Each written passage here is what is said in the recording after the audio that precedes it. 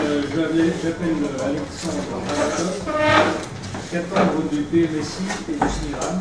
Je propose que la durée de 20 minutes soit respectée, que l'on passe à 10 minutes de questions. Si on veut avoir le temps de déterminer avant de reprendre la séance, qu'on reprendra un peu plus tard que prévu. Alors, vous m'avez déjà raccourci de 10 minutes. Non, mais ok, je vais faire au mieux et puis vous me faites. Marcel nous mettra un coup de pied. Marcel mettra un coup de pied. Ouais. Déjà, merci pour votre invitation. Je suis flatté d'être avec vous en tant que simple pharmacien économiste de la santé. Je suis ravi d'être avec vous et j'ai insisté à écouter attentivement les précédentes interventions qui, pour certaines, vont être complémentaires de ce que je vais évoquer. Donc, je vais rapidement vous parler du système national des données de santé qui, pour certains, est clair, est connu, le CNDS. Ce qu'on peut faire avec ces données, et puis je veux insister sur deux points qui me semblent clés, qui sont d'une part l'enrichissement de ces données par les process d'appariement avec des bases de données de type Regiscore, avec les nouvelles lois qui facilitent les choses, et puis toutes les techniques statistiques un peu innovantes qu'on voit sous le mot d'intelligence artificielle, qui est un mot bien à la mode et pour lequel, pour le coup, on arrive à faire des choses extrêmement intéressantes grâce à ces grands volumes de données. Sur le système national des données de santé, sans faire un cours sur le fameux SNDS, donc la France est fan d'acronymes, donc là on en a eu toute une nouvelle série avec le SNDS, l'INDS. Pour faire simple, donc, le système national des données de santé, il intègre donc les données du PMSI, vous connaissez tous, avec les 4 champs MCO, SSR, HAD et PSI. Les données du SNIRAM, donc c'est tout le pendant sur en fait, le DCIR avec donc, toute la partie en ville. Donc ces deux bases sont chaînables, ce qui est extrêmement intéressant. La base du CEPIDC également, qui est en train petit à petit d'être implémentée.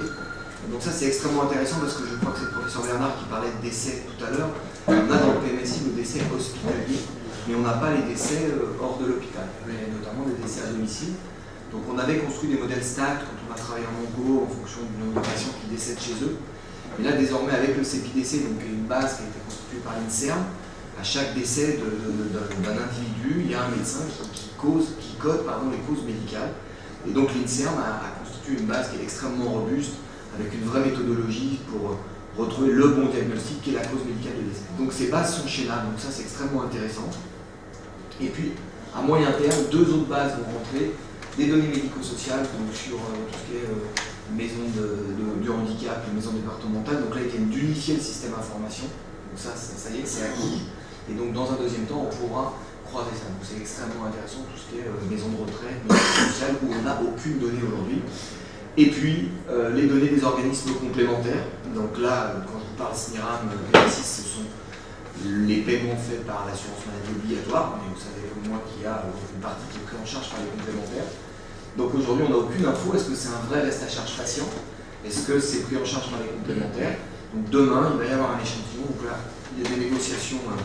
Olivier parlait de négociations compliquées avec l'État. C'est un peu du donnant-donnant. C'est comment on peut avoir, nous, accès à ces données en tant qu'assureur complémentaire et en face, on vous donnera accès à des données. Donc sur les finalités, très rapidement, deux finalités interdites.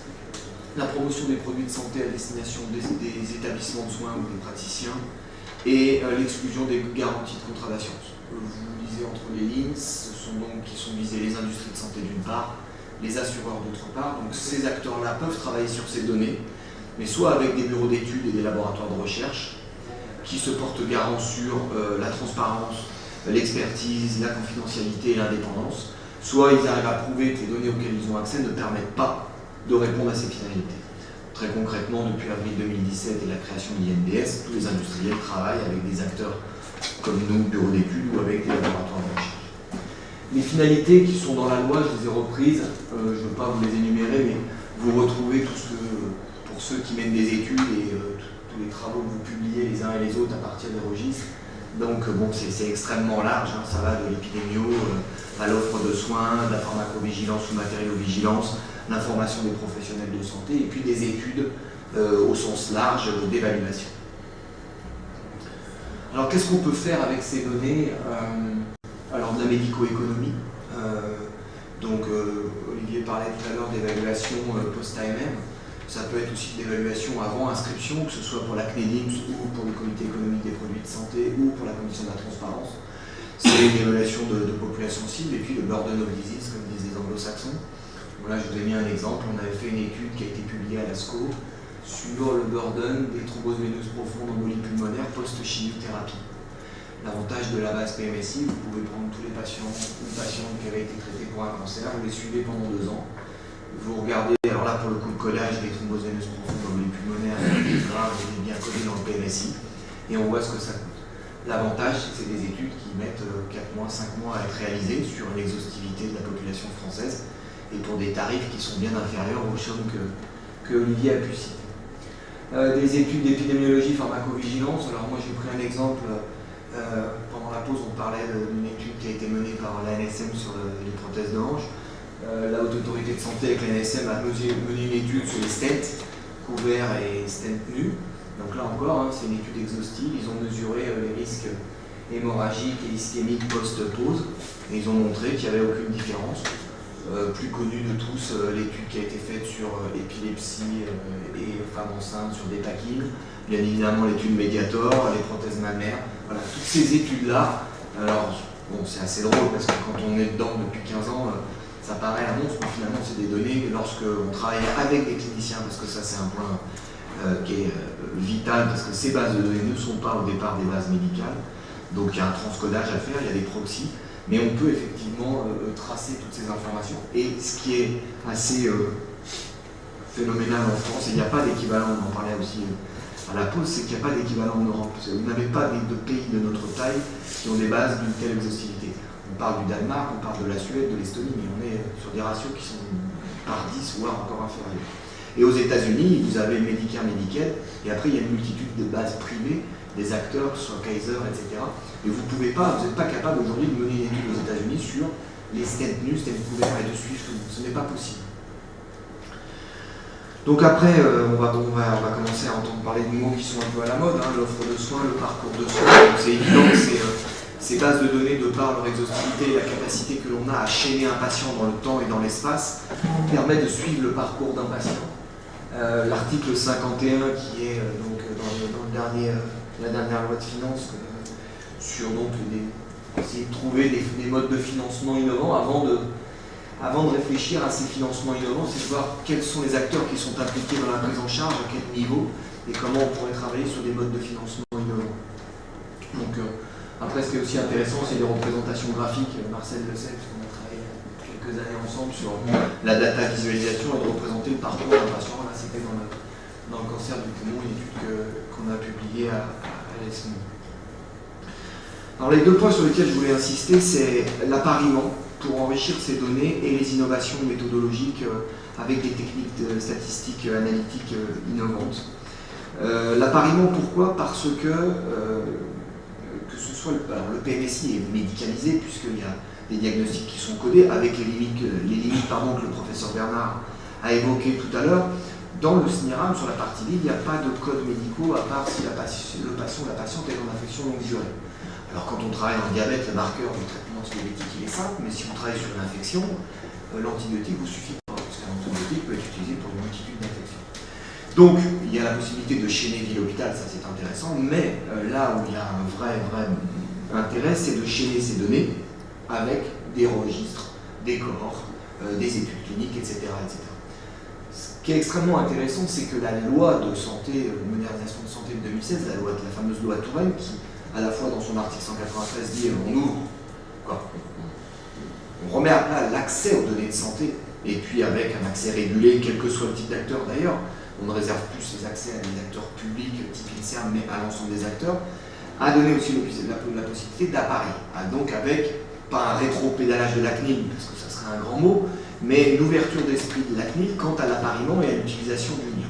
Donc, le NIR, je ne sais pas si ça vous parle, qui est le fameux identifiant que l'on a, avec donc le NIR INS et le NIR tout court. Donc, je ne vais pas vous faire un cours, vous pouvez regarder la différence. La seule différence, c'est en fait que le NIR INS est un NIR qui est recueilli dans le cadre de votre activité courante de soins, alors que le NIR, c'est la même variable, elle s'appelle NIR, lorsque c'est dans le cadre d'un registre. Et donc, soit on peut apparier avec le NIR et les données du SNIRAM dans lequel il y a le NIR, et donc il y a un tiers d'appariement qui fait ça, soit il n'y a pas de NIR, et à ce moment-là, on fait des appariements probabilistes. Donc ce qu'il faut savoir, c'est que là, il y a 15 jours, il y a eu la première autorisation de la CNIL pour un appariement sur le NIR avec les données de l'assurance maladie, les données du SNIRAM. Donc c'est pour la cohorte hépataire, ou le registre hépataire, donc il y a eu une autorisation de la CNIL pour rapprocher de ces données les données de l'assurance maladie. Donc sur le NIR INS, il y a un décret qui est bloqué pour l'instant, donc pour l'instant on ne peut rien faire. Par contre, il y a l'appariement probabiliste. Alors l'appariement probabiliste, c'est quoi, hein? C'est derrière ce mot un peu, ce jargon un peu technique, vous m'excuserez, c'est tout simplement de trouver dans les deux bases, donc la base de l'assurance maladie d'une part et votre registre, des variables discriminantes qui sont communes, et ensuite de prendre ces données, de les rapprocher sur ces variables communes et de voir l'exhaustivité sur laquelle on retrouve les patients. Donc là, on travaille avec l'assurance maladie, donc il y a un service, hein, c'est le service DEMEX pour demande externe à l'assurance maladie qui fait ces appariements comme tiers d'appariement, et on arrive à des taux de l'ordre de 92-93% de rapprochement de données, ce qui est extrêmement élevé, et donc qui va permettre de rapprocher ces données cliniques de données de l'assurance maladie, et donc avec la possibilité de pouvoir suivre le patient de manière prospective ou rétrospective avec l'ensemble de son parcours. Parce que la difficulté de tous les registres qui ont été présentés ce matin et qui le seront cet après-midi, et puis ce que disait aussi Olivier, c'est que voilà, c'est au sein d'un établissement, on sait très bien qu'il y a de la perte d'infos sur ce qui peut se passer entre les trucs. Donc l'avantage avec l'assurance maladie, c'est dès qu'un soin est remboursé, c'est dans la base. Donc à partir de là, on sait tout ce qui se passe. Alors c'est sur les techniques d'analyse innovantes. Il me reste combien de temps, cher Marcel ? Ok. Donc derrière ces mots qu'on entend dans la big data, les gros volumes de données, l'intelligence artificielle, c'est un vaste concept qui laisse entendre que la machine va pouvoir remplacer l'homme. Le data mining, à tort ou à raison, le data mining c'est le principe de chercher de la donnée et de voir à partir des données s'il y a des choses. Et le machine learning, c'est des techniques qui vont nous permettre de travailler sur des profils de patients en allant au-delà d'une approche purement descriptive et binaire. Alors, j'ai fait cette slide parce que je savais que j'allais être entouré de médecins. J'aime bien l'analogie du machine learning par rapport aux médecins. C'est-à-dire que vous avez fait tous de très longues études, donc vous avez un socle de connaissances initiales, et puis au gré de vos pratiques et de vos années d'expérience, vous enrichissez votre pratique avec tous les cas patients que vous avez pu traiter au jour le jour. Le plus aujourd'hui de la machine, c'est qu'elle peut analyser des millions d'informations sans avoir de problème de mémoire et de stockage. Et en fait, toutes ces techniques-là, pour certaines on pense nouvelles, ne sont pas plus nouvelles, pour certaines existent depuis 30 ou 40 ans, c'est juste que, 1, la volumétrie des données, et 2, la puissance de l'outil informatique ont fait que désormais on peut les utiliser de manière courante. Donc en fait, l'idée c'est d'aller plus loin que du descriptif pour aller, 1, dans l'explicatif, et dans un deuxième temps, et là je prends des gants pour être prudent, d'être dans le prédictif. Donc ça va être des questions du bel comme quels sont les profils de patients qui entraînent des surcoûts d'hospitalisation, pourquoi il y a des patients qui ont plus de réintervention chirurgicale que d'autres, pourquoi il y a des patients qui passent en deuxième ligne de traitement plus vite que d'autres, est-ce qu'on peut prédire un groupe de patients qui va avoir une complication chirurgicale ou une infection post-opératoire, etc., etc. Donc aujourd'hui le machine learning est utilisé dans plein de domaines. Alors on en entend beaucoup parler, là récemment on a entendu beaucoup parler dans l'analyse des images. Donc il y a eu une publique qui a été faite par Gustave Roussy sur les détections. Il y a un truc qui a été fait sur la rétinopathie diabétique où il a été montré que la machine, l'intelligence artificielle apportait de meilleurs résultats sur l'étude randomisée qu'une analyse du médecin sur chaque cas patient. Mais là où c'est extrêmement intéressant, c'est appliquer à nos données. Alors pour ma part, surtout sur les données médico-administratives, mais on va petit à petit enrichir des données issues de registres ou d'autres bases de données, c'est qu'on va avoir un volume extrêmement important de données, on va pouvoir travailler sur des corrélations de variables, et donc l'idée c'est de pouvoir travailler avec les médecins et avec les cliniciens. Et bon, je n'ai pas préparé la slide pendant vos interventions, mais la chose qui est extrêmement importante, c'est qu'il faut aussi un travail collégial, c'est-à-dire que il y a 3 acteurs, hein. Il y a l'expert de la base de données, il y a l'expert clinicien qui va être capable soit de traduire les bases médico-administratives en base de données médicales, c'est-à-dire de trouver les proxys parce que eh bien, le cancer bronchique non à petites cellules dans le PMSI n'existe pas. C'est le C34, cancer des tumeurs des bronchies du poumon. Et donc là, on va travailler, alors c'est des cristaux sur les algos qui vont nous permettre de dire si le patient arrive en soins palliatifs, un premier hospice, c'est que c'est du méta, et donc c'est ça. S'il y a telle ou telle molécule, c'est que c'est ça. Et s'il y a tel curage, c'est que c'est pas ça, etc. Et donc, grâce à la base médico-administrative, on va définir les algos pour essayer de s'approcher. L'idéal étant bien évidemment, si on peut croiser avec un registre, de s'assurer que ce BNPC est codé parce qu'il y a la classification anatomopathologique. Et puis après, c'est là où il y a les ingénieurs qui travaillent avec nous, mais un ingénieur qui fait de l'IA, il peut faire de l'IA sur de la santé comme il peut en faire sur des trucs, sur les ventes, sur ce que vous voulez. La difficulté de l'algorithmie, c'est qu'il faut qu'elle soit faite sur des données qui sont rendues intelligentes et intelligibles. Sinon, on ne peut rien en faire. C'est là où je ne suis pas forcément d'accord avec les écrits ou les dires de Laurent Alexandre qui poussent le truc à l'extrême. Voilà. Et je pense que c'est dommageable à la discipline parce qu'aujourd'hui, on voit qu'on fait des choses extrêmement intéressantes. Là, juste très rapidement, on va discuter à la pause, on a fait une étude sur l'agressivité des soins de fin de vie dans le cancer du poumon, donc avec l'hôpital Saint-Antoine et l'hôpital d'instruction des armées de Percy. L'idée, c'était de dire, est-ce qu'on a des facteurs qui impactent l'agressivité en fin de vie d'une part, et est-ce qu'on a des profils de patients qui surexpriment l'agressivité en fin de vie. Et donc, tout le travail avec les cliniciens, c'est tout ce que vous voyez sur la droite, c'est de travailler sur tous les groupes d'actes ou de diagnostics qui peuvent être pertinents, les comorbidités qui ont du sens. Je ne sais plus qui disait tout à l'heure, dans l'orthopédie, dans la prothèse de hanche, un décès post-opératoire, c'est un indicateur qui ne sert à rien. Par contre, la reprise ou l'infection, ça c'est des noms. Là, on travaille avec les cliniciens, et puis après, moi, mon job, c'est de traduire cette variable clinique qui est pertinente pour le clinicien en un code CIM-10 ou en une variable médicamenteuse, etc.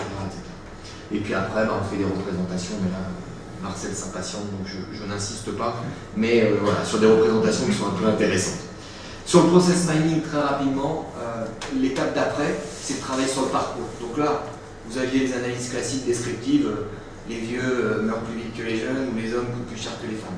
Le machine learning vous permet, sur la base d'une énorme volumétrie de données, de combiner des variables et de dire ce sont les hommes de plus de 39 ans avec un diabète et une hospitalisation de plus de 14 jours pour lesquels on voit qu'on a une variabilité en termes de coûts, ceci ou cela, en fonction de la question que j'ai posée.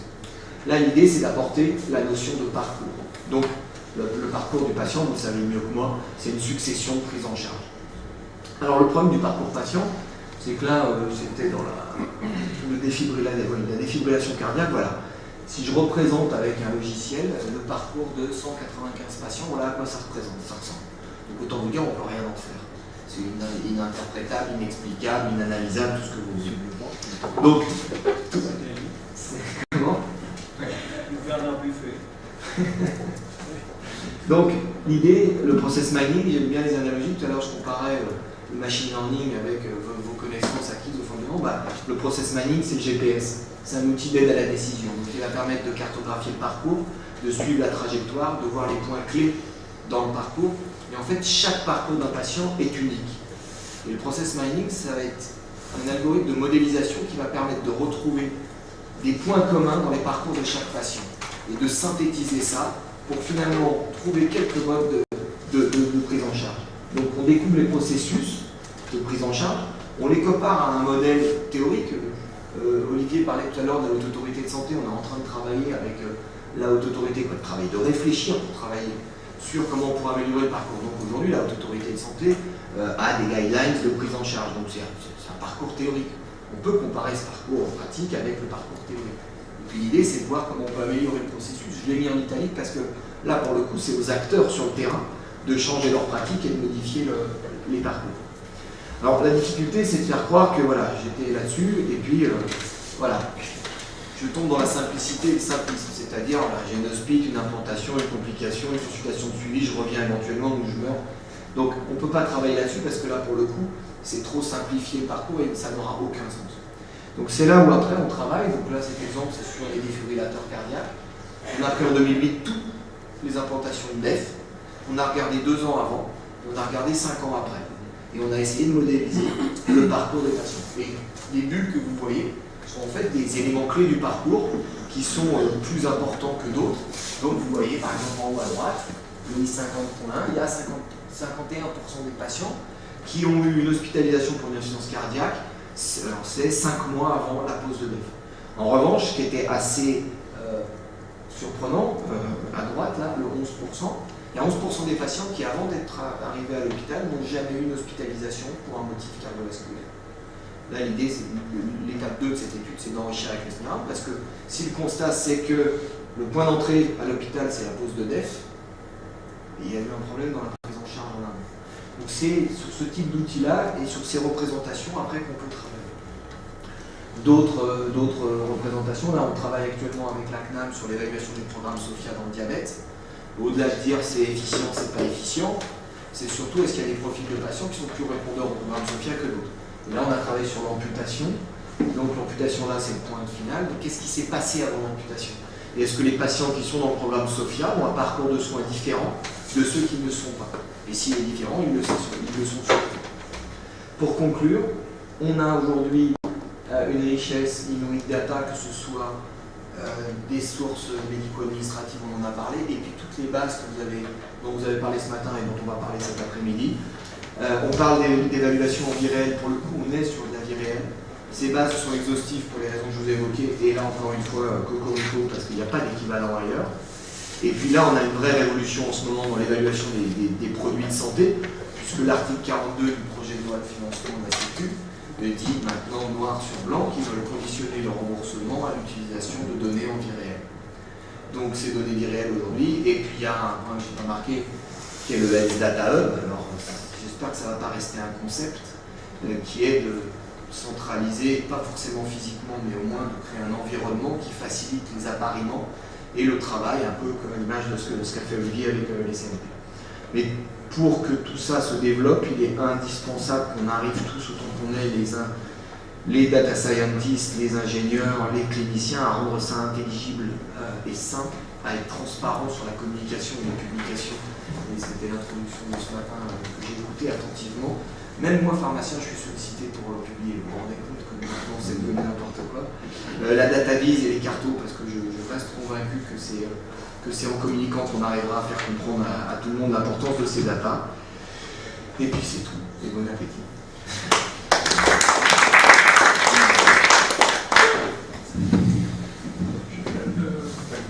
Une question ou remarque. Allez. Et là, pour les modèles prédictifs, là actuellement, avec les données, on en fait depuis un certain nombre d'années, notamment depuis qu'on a les logiciels, on a développé des modèles. Thoracoscore, c'en est un exemple, il y en a d'autres. Le problème, le souci de ces modèles, en fait, ce qu'ils font là, c'est des modèles prédictifs, mais la différence, c'est qu'on est capable d'inclure d'autres données autres que cliniques, biologiques, génétiques, etc. Et puis surtout, la difficulté des modèles prédictifs, c'est ils deviennent caduques au bout d'un certain temps. En plus, il faut les valider. Est-ce qu'avec ce modèle-là, avec cette méthode-là, vous n'avez plus de problème de validation? On est sûr qu'ils sont fiables. Parce que ce qui m'inquiète, je vous dis franchement, il y a plus longtemps, j'ai participé à un nouveau travail sur les objets connectés. J'ai découvert l'intelligence artificielle, il y a des gens qui étaient plus compétents que moi, il y a quand même un souci sur la qualité de ce qu'on met dedans. Effectivement, les ingénieurs vous diront que c'est génial, etc. Mais attention à ce qu'on met comme données, surtout ceux pour lesquels on parle de ce qu'on appelle les auto-apprenants, si je me trompe, où il peut y avoir des choses qui soient quand même n'importe quoi. Surtout quand vous dites par exemple le parcours c'est théorique, il faut savoir si quel parcours de référence. Qu'est-ce que. En fait, moi je veux dire, vous êtes bien d'accord, c'est le bon vieux modèle qu'on a développé aussi bien Pierre-Emmanuel et moi, sur le Thoracoscore ou les pailles, c'est ce que depuis des années, il y a plein de publications, il y a une méthodologie, des recommandations, mais vous êtes en train de passer à une dimension supérieure en termes de volume de données, d'actualisation et de validation. Thoracoscore à IPAL, ça me parle parce que c'est comme ça qu'on s'est connus. C'est un exemple. Non, mais on s'est connus comme ça avec Marcel, mais c'est moi qui ai fait quoi. C'est mes gars qui ont développé la petite appli iPad. Voilà, donc ça me parlait bien. Et c'est du palier, c'est le collectif, c'est du. Voilà. Donc là, vous avez totalement raison sur le fait que c'est ni plus. Encore une fois, je l'ai dit en introduction, c'est là que ces modèles-là, les modèles satellites existent depuis très très longtemps. Ce qui est nouveau, c'est la volumétrie des données. Là où je vous rejoins, il faut faire très attention, c'est la qualité de la donnée, c'est-à-dire qu'est-ce qu'on met dedans, parce que si on met de la donnée, pardonnez-moi, de merde, le modèle sera merdique. L'autre point sur la validation, alors là, je n'ai pas d'ingénieur sur moi, et je suis bien incapable de rentrer dans le détail, mais j'ai un de mes ingénieurs qui est en contracif à l'école des mines de Saint-Etienne, qui est en train de faire une publication, dans le cadre de sa thèse, de comparer des méthodes. Et de voir est-ce que toutes les méthodes, avec les mêmes méthodes, on obtient les mêmes résultats, et sinon, pourquoi. Donc là, il y a un congrès au Japon d'ingénieurs, et il est en train de faire une première com là-dessus. Donc dès qu'il aura fini, je vous ferai parvenir ça, parce que c'est vraiment, là, entre eux, en ce moment, c'est là-dessus qu'ils se challenge, les ingénieurs. C'est quelle est la meilleure méthode pour modéliser. Vous, les pharmaciens et cliniciens, attention, il faut garder voilà, parce que les ingénieurs, effectivement, ils ont leurs compétences, mais il y a quand même, derrière, même un bon biostatisticien, un clinicien, il a encore peut-être son mot à dire. Ah non, mais c'est pas qu'il a son mot, c'est qu'il est indispensable. Alors j'ai été obligé d'aller vite, mais de toute façon, toutes ces études-là, ce qui fait un peu nous, notre particularité, c'est qu'on travaille sur ces bases de données médico-administratives et qu'on applique ces méthodes à ces bases-là qu'on développe. Même les corps dont on a parlé, ça reste malgré tout des petits volumes. Là, c'est... Quand on a travaillé sur la fibrillation atriale, c'est 500 000 patients. Donc c'est-à-dire qu'aujourd'hui, d'avoir une base dans laquelle on peut suivre 500 000 patients, il n'y a pas d'équivalent. Mais là où c'est extrêmement important, c'est qu'il y a besoin du clinicien, du statisticien, moi qui suis un spécialiste du médicament, de la donnée PMSI, ou se dira, mais qui va dire là, on ne peut pas le faire parce que la donnée est merdique. C'est l'ensemble de ces acteurs-là. Sinon, on n'arrivera à rien. Non, je suis d'accord. Voilà, c'est passionnant, mais attention, ces outils ils vont améliorer. Mais vous savez, la prédiction. Là aussi, vous citiez Alexandre, qui se répand dans tous les médias. Attention à ce qu'il raconte. Oui, mais sans aller jusqu'à alors Alexandre, vous regardez WatsonX, le logiciel de Watson, IBM WatsonX. Voilà, il y a un très très gros marketing est fait. J'ai eu la chance d'aller à Boston voir. J'ai vu qu'il a montré tout à l'heure la fiche de Minority Report, la photo, etc. Marcel. Bon, bah, on est arrivé à Boston, on serait cru dans le film Minority Report, etc. La dame, après, elle a appuyé sur le truc, c'est un truc de fou, quoi. Mais après, quand tu creuses un petit peu, tu te rends compte que. Non, mais en fait, alors ils ont fait une présentation aux US et après, il y a eu une présentation en France. Je crois que tu étais là, Olivier. Oui. Où ils avaient invité plein de cliniciens français pour faire un peu de lobbying auprès de vous, puisque sinon c'est vous qui êtes les soignants. Et déjà le discours était différent, c'est-à-dire aux US c'était la machine fait tout. En France ça n'a déjà plus été la machine fait tout, c'est la machine sans vous, elle n'est rien. Et puis vous avez là, il y a déjà eu une publication, je crois que c'est la Mayo Clinique, je crois, qui a eu un truc, qui a montré que les résultats ils sont pas bons, parce qu'il faut passer des décis pour les lanternes. Alors après la puissance de l'informatique fait que vous ne pouvez pas être au courant des milliards de publications qu'il y a dans vos domaines respectifs, donc il y a une synthèse de ça, mais il n'empêche que derrière il faut transformer toutes ces infos. Surtout si les publications.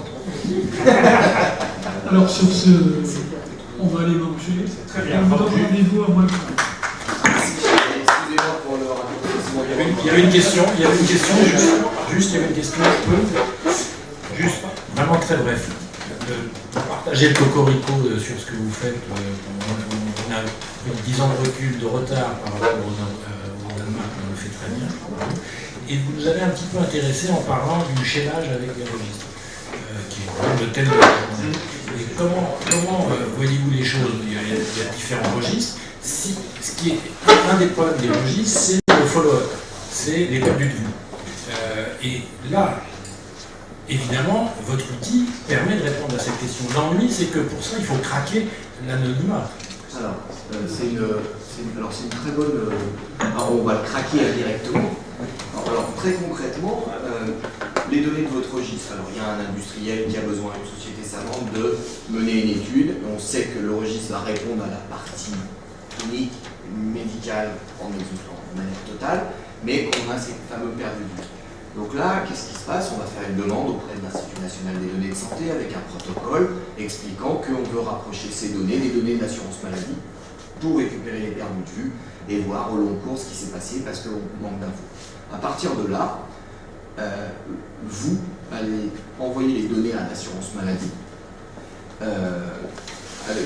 de manière cryptée. C'est-à-dire qu'ils vont vous envoyer une clé de cryptage. L'assurance maladie vous envoie une clé de cryptage, excusez-moi. Vous cryptez vos données, vous les envoyez à l'assurance maladie, et là l'assurance maladie fait le rapprochement entre ces données cryptées et les données du SNIRAM, et ensuite elle renvoie ces données, soit à vous, soit à un bureau d'études comme moi qui est réglé pour travailler ces données, et vous pouvez faire votre truc. C'est-à-dire qu'à aucun moment le craquage, comme vous dites, il est fait, c'est juste vous qui allez crypter vos données, et cette clé de cryptage, seule la CNAM peut la décrypter. Donc elle crypte, elle rapproche du SNIRAM et ça va. Donc aujourd'hui, des tiers d'appariement comme ça, il y a la CNAM, il y a l'INSEE et il y a la CNAV. C'est les trois seuls acteurs pour l'instant qui peuvent faire ces appariements. Alors soit des appariements via NIR, parce que là on est dans le cadre du NIR. Par contre, un appariement probabiliste, là pour le coup pareil, ça va être crypté, mais on va travailler sur les variables. Et là, nous on a l'habitude. Alors pour l'instant, du vrai appariement NIR, on n'a jamais fait, puisque on est en octobre 2018 et la loi elle est avril 2017, et NDS juillet 2017. Donc là on est lancé, mais c'est les débuts. Par contre, sur l'appariement probabiliste, là, pour le coup, on a déjà fait un travail avec la DMEX. Et là, pour le coup, c'est très simple. Hein. Il faut avoir les bonnes variables, tout simplement. Mais et à la fois, on craque, comme vous dites, mais on craque sans craquer. Et là, de toute façon, tout ça est fait. Alors, certains diront que ce système, il est compliqué. Et puis moi, je trouve, depuis 15 ans que je fais ça, c'est que maintenant, il est transparent, le système. Et on sait exactement ce qu'on peut faire. Qui que ce soit, on fait tous la même chose, on a tous les mêmes accès, on a tous les mêmes accès. Juste un exemple. La date de naissance, le sexe, la date d'opération, tout ça, ça permet d'obtenir combien de pourcents de... Alors écoute, Cécile, que tu connais, oui. là elle a fait un test pour un laboratoire pour rapprocher l'étude clinique qui a été faite, validée par le CPP, rapprocher du SNIRAM. Il y avait âge, sexe, non, il y avait date de naissance, sexe, on n'a pas de lieu de naissance, on a lieu des soins, date des soins, et diag. Et avec ça, on était à 94%.